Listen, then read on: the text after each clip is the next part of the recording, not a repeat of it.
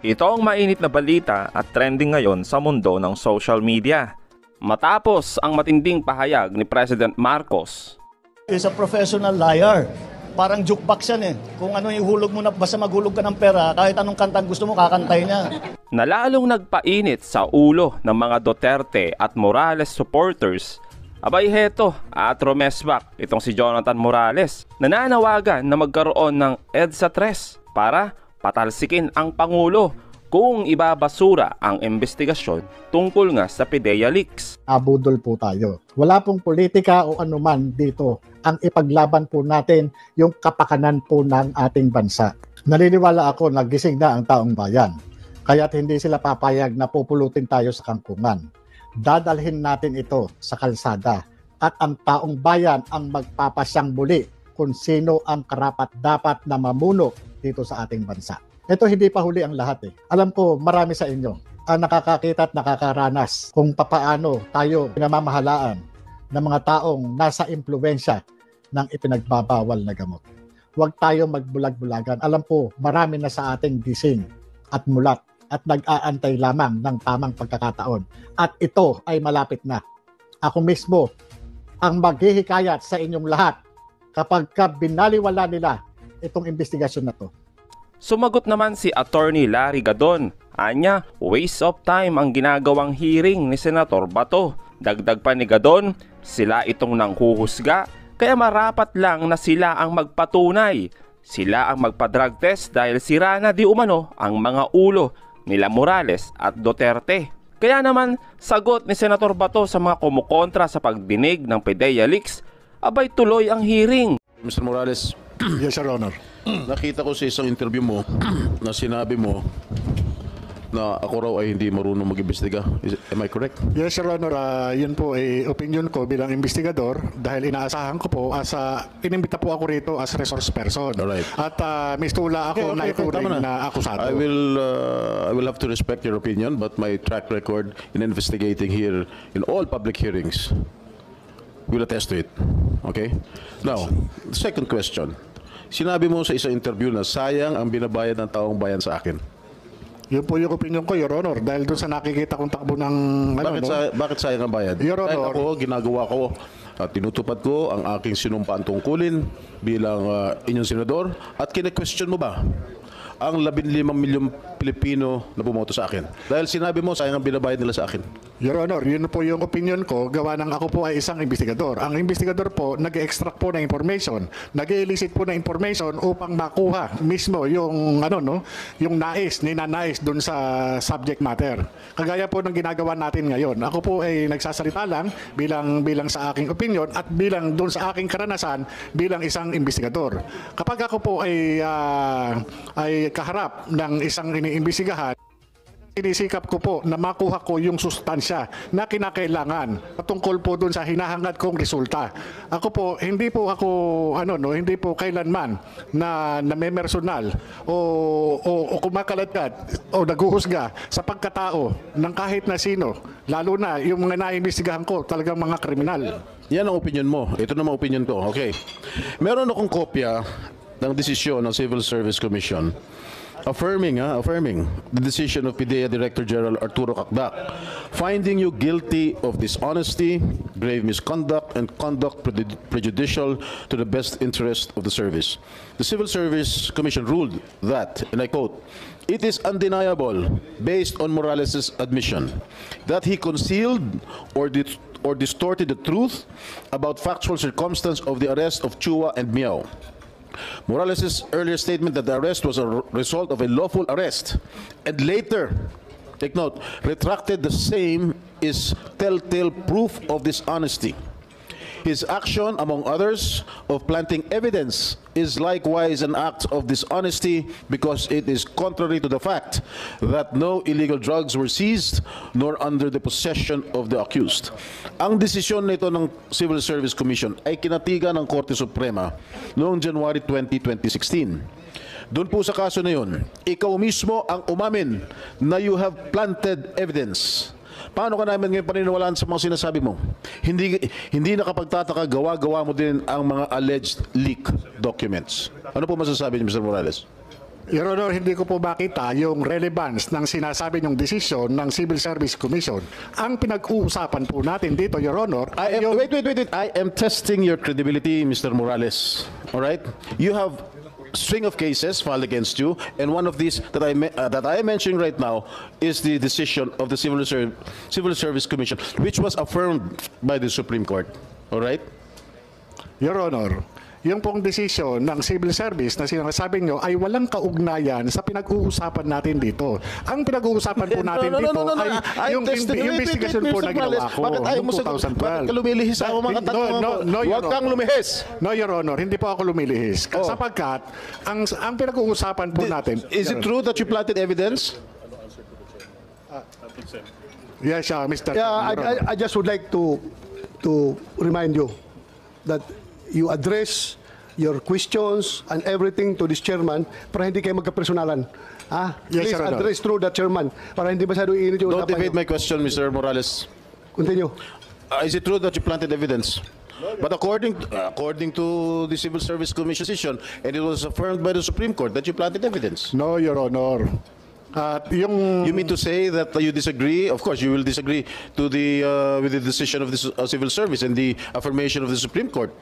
How can you disagree with the... No, Your decision of Honor, the Supreme hindi Court? po yan yung istorya, Your Honor. At ito, Your Honor, yung sinasabi nyo to discredit my credibility, Your Honor. Ang pinag-uusapan dito, ang issue, Your Honor, is yung pagiging investigador ko. Hindi po ako akusado, Your Honor. Mr. Chairman. I am not discrediting your... Wag kayo I am testing your credibility. Huwag kayo magsabay magsalita. Dapat pakinggan mo kung magsalita si Senator Jinggoy. Saka I kasunod. am testing your credibility. Pinapangunahan mo. Sinasabi mo, I am discrediting your credibility. Kung meron man. Your Honor, sa umpisa pa lang nung magmula nung dumating kayo dito sa hearing, Mr. Chairman, ito na yung naging experience ko, Your Honor, Mr. Chairman, dito sa Senate investigation. Ang ipinunta ko po rito is resource person po ako para dito sa PIDEA Leaks. Dahil ang pinag-uusapan po dito ay yung paglabas ng dokumento dun sa PIDEA. At ako po, Your Honor, investigador lang po ako. Hindi ako akusado, Mr. Chairman, para i-test yung aking credibility. Nakapako lamang po ang aking kaalaman patungkol po dun sa ipinalabas ng vlogger na si Maharlika patungkol po dito dun sa mga confidential documents, yung classified documents. Dun lang po ako. Ngayon, kung ang butihing senador, Your Honor, ay ang gagawin sa akin ay atakihin ang aking personalidad. Wala pong kinalaman ito doon sa mga classified documents na ginawa noong 2012. Ang tanging participation ko lamang po at nalalaman ay yung lamang po nangyari ng 2012 matapos na pumunta yung confidential informant sa Intelligence and Investigation Service. Ngayon, kung ito dinadanas ko ngayon na talagang sinisira yung aking pagkatao, hindi kaya ito ay may kinalaman doon sa ngayon presidente ng Pilipinas na naroon mismo doon sa dokumento na nagkataon na ako ay nag-imbestiga noong 2012. Mr. Chair, Yes, go ahead, ang Senator Jinggoy. sinasabi nitong resource person natin na dinidiscredit ko yung kanyang credibilidad. I am just reading all his cases filed against him. Okay? Inuulit ko lang. Okay? Pinapangunahan mo kagad ako. Sinasabi mo, didiscredit ko agad yung credibilidad mo. All right now, yung sinasabi mong nawawalang dokumento, tinanong kita last hearing, where are these documents? Sinasabi mo wala.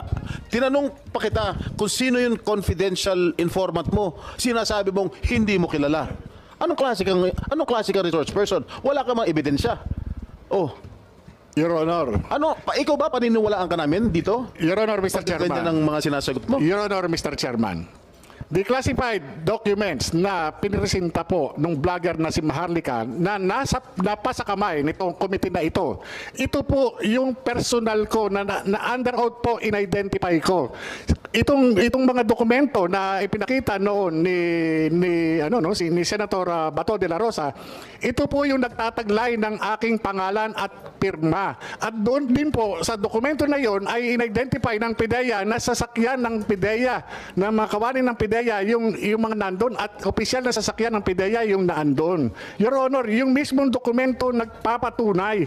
Yun po ay galing ng PIDEA. Kaya nga po nagulat ako nung lumabas ko Okay. yun. Tinanong natin ang PIDEA.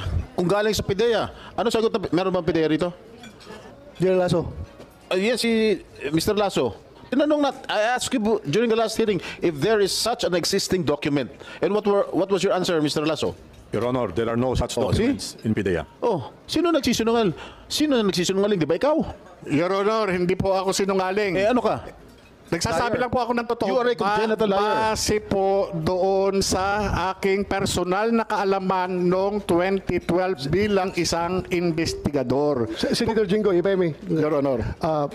I have already made my peace about that particular document. Sabi ko, naniniwala ako sa PDEA na wala yan sa kanilang files dahil wala talaga yan doon. Naniniwala ako.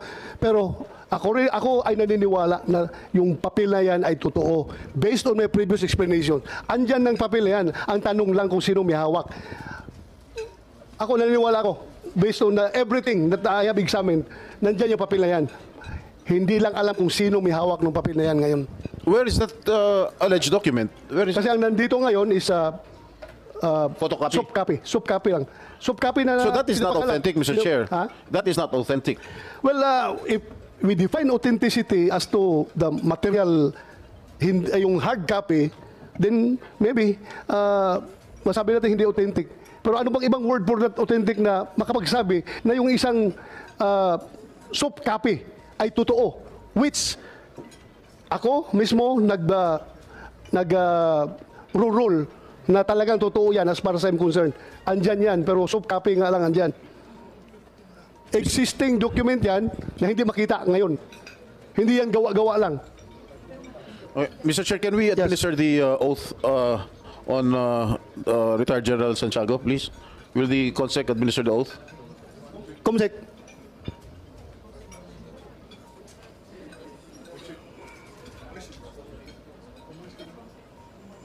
Comsec. Sige lang, babago, habang hindi pa na-administer si General Santiago, ito Morales, makinig ka. Yes, Mr. Chairman. Ulitin ko for the last time, Yes, Your Honor. hindi mo talaga maalala yung confidential informant mo? Your Honor, pareho po tayong pulis. At napaka-importante po sa atin yung mga information galing po sa mga informer. Itong mga informer po, kapag lumalapit sa atin, ito yung karamihan po ng mga pinagmumulan natin ng trabaho. At kapag Ulitin ko yung question, dagdagan ko yung question. Hindi kaya ayaw mo lang sabihin yung identity dahil nga meron tayong code of conduct between handlers and confidential informants na kahit ano mangyari, walang laglagan dahil buhay ko ang nakataya.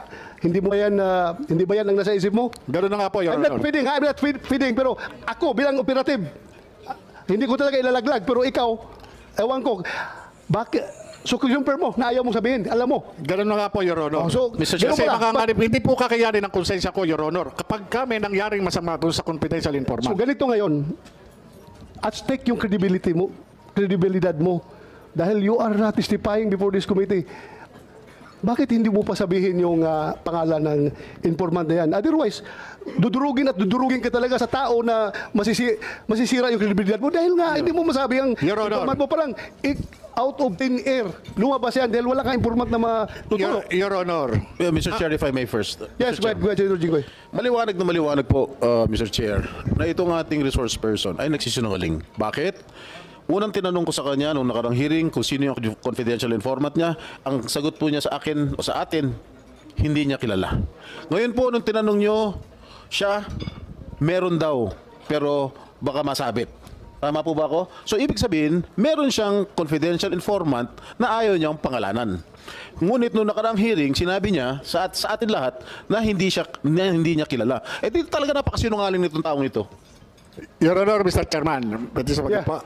Wala po akong sinabing hindi kilala. Hindi po matandaan. O, hindi mo Hindi po iba po yung hindi kilala kaysa doon sa hindi matandaan. Your Honor, ito po, mahigit isang dekada na po itong kaso na to, itong pagkaka-imbestiga ko. At itong confidential informant na nagtiwala ng information na nagdala ng mga litrato na nagtataglay na mga personalidad na gumagamit ng ipinagbabawal na gamot. Base sa kanyang revelation, ito po lahat ay na-reduce doon sa kanyang deposition. Kaya nga, okay na yan. Pabalik-balik na natin narinig yan. Pabalik-balik na. Ang atin lang is, sino yung informant? Ako, kung ako nasa shoes mo, if I were in your shoes, na ganito na ako ngayon, na naiipit ako, well, talagang sasabihin ko kung sino yung informant ko. Kung alam ko kung sino yung informant. Your Honor, kung natatandaan ko man, yung pangalan niya, hindi ko pa rin po talaga ipagkakaloob dahil po hindi kakayanin ng aking konsensya kapag may mangyari sa kanya.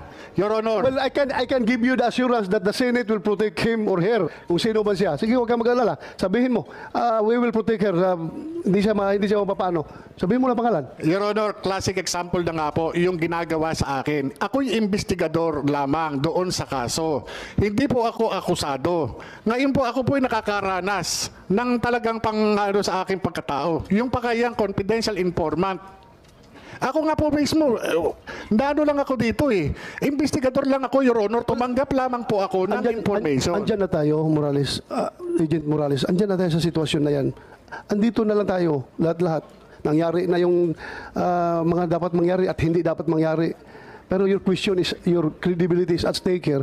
Kung hindi mo maibigay yung pangalan ng informant, I am giving you a piece of advice.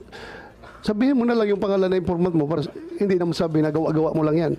Your Honor, hindi ko po hawak ang inyong pag-iisip. Ako po'y nandito dahil doon po doon sa paglabas ng dokumento na inilabas ng vlogger. Ako po ay sumulat sa PIDEA para magkaroon ng investigasyon upang patotohanan na wala akong kinalaman sa paglabas. At sabihin sa kanila na itong dokumento na ito ay ako yung nag-imbestiga. Tungkol po dito, ako po yung nag-imbestiga. Ngayon po, patungkol po dyan sa confidential informant na yan, ay patawarin niyo po ako. Kasi po, ito po yung hindi po kakayanin ng konsensya ko kapag may mangyari doon sa confidential informant na mahigit isang dekada na po na hindi ko siya